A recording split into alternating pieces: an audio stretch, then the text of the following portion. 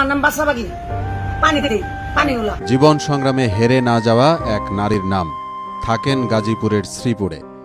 বয়স 60-এর ঘর পার করেছেন অনেক আগে। প্রায় ৪৫ বছর যাবৎ দোকানে দোকানে পানি বিক্রি করে চালান সংসার। দুবেলা দুমুঠো ভাতের জন্য ৪৫ বছর আগে পানি বিক্রি করার কাজ শুরু করেন তিনি। আজ অবধি চলছে তার দোকানে দোকানে পানি বিক্রি করে বেঁচে থাকার যুদ্ধ। পানি বিক্রি করেই মেয়েকে বিয়ে দিয়েছেন, একমাত্র নাতিকে বিয়ে পাশ করিয়েছেন, কারো কাছে কোনোদিন হাত পাতেননি। খুব ভোরে ঘুম থেকে উঠেন বাছাতন বেগম।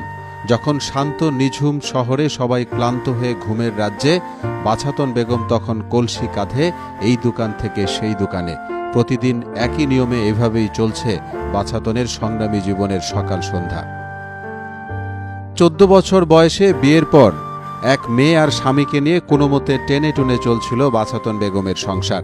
হঠাৎ যক্ষ্মায় আক্রান্ত হয়ে স্বামী সুরুজ মিয়া বিছানায় পড়লে সংসার চালানোর দায়িত্ব পড়ে তার উপর। পানি ব্যস্ত আছে, আমি চারে না কলস রতনাজি জায়গায় কল গাইরা নছি এনো পানি বেশি জায়গা দিছে রতনাজি।